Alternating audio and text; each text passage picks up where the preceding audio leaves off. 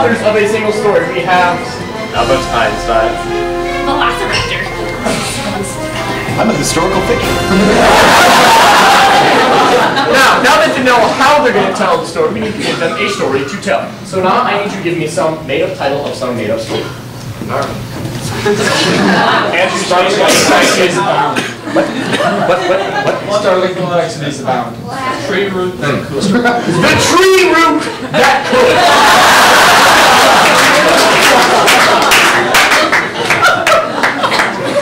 Are you ready? Evil. Are we ready? All right. The tree root that could. Once upon a time, there was a tree root. Time, actually. That's a brief digression on time. Once upon a time, what does that even mean?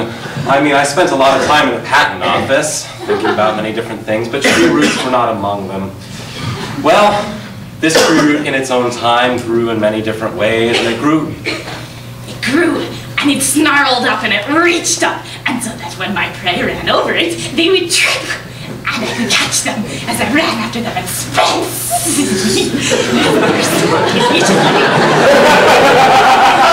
Really historic little rabbits. So this tree root, as it started to bend up out of the earth and back into the ground again, it saw this small little woodland creature running as fast as it could toward this hump in the ground. The woodland creature ran towards the hump because he had just seen Johnny Appleseed. He's certain that Johnny Appleseed existed and probably even planted the very tree that this woodland creature was running from. Now, as Johnny Appleseed had planted many of the trees in the area, the woodland creature knew that he had to be abounding and roughly in the proximity of himself. So, he continued to look for Johnny Appleseed, also to get a nice little snack out of Johnny Appleseed's Appleseed bag. Now that we've heard from all 4 points of view, I'm going to interchangeably bring them in and out. And they have to pick up from where the person before them left off, whether it be mid-sentence or even mid-word. Now, that's a big responsibility for them. It's your responsibility now to keep the responsibility on them. If you at any point feel that these 4 authors, are not giving their all in their genre or point of view, or they're not perpetuating the story, then you can yell, "Die!" And story, die! So let's all try that together. Die! Very good. Now, it is extremely important that when we play this game, that everyone says die at the same time, so we don't have random people yelling die and ruining the game. So we must come to some sort of group consensus. All right? So, no random dies, must be as a group. All right? Let's see what happens. Matthew, pick it up. Trying to eat the seed from Johnny Appleseed's bag. After he had found this Appleseed and Johnny Appleseed, he vexed himself. He vexed himself because he decided he wanted to find another girl rabbit, which I thought was alright, so I could let him go. Because the more he finds the girl rabbits, the more rabbits there are. The beautiful creatures for me to eat. So after some time and most rabbitation, I went out and I burst forth from the seed and breathed in the beautiful earth around me, the soil and the water. And I saw a worm in the distance. So I started out towards this worm. I was going to get it. I was going to get it, but on my way there, I realized that I was operating in multiple dimensions. As I approached the worm, time actually began to slow down, and the worm escaped me. Unfortunately, as I saw the worm go, I realized that in the ground there were a set of raptor tracks alongside of the squirrel and the rabbits.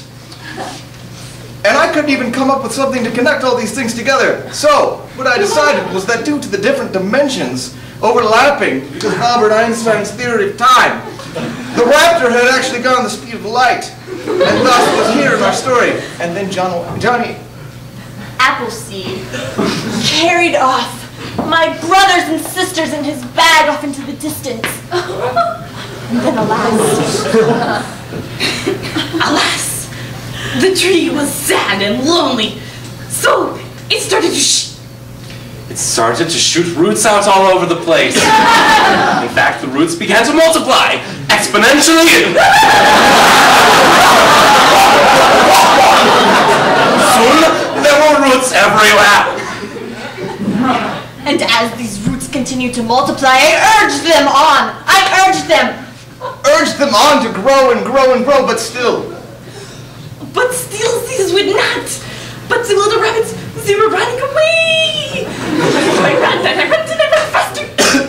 Faster and faster and faster, and they began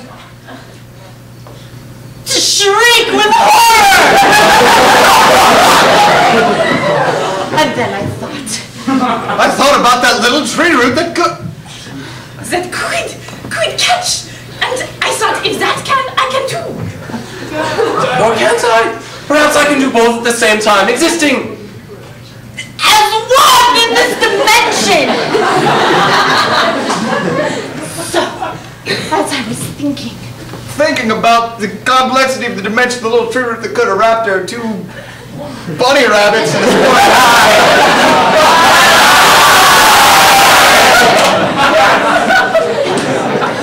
I thought,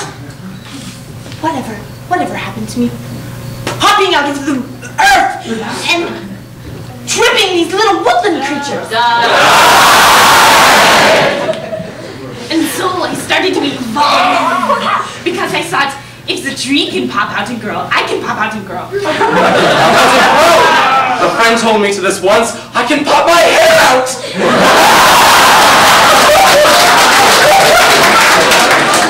And this is how I became a kangaroo.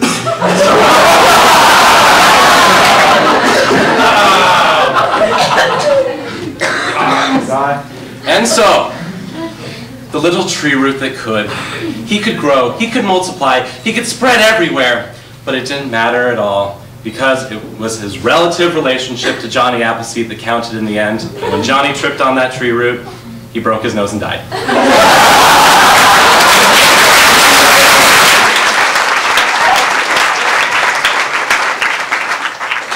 And the moral of the story. The moral of the story? The moral of the story. I have no morals. I'm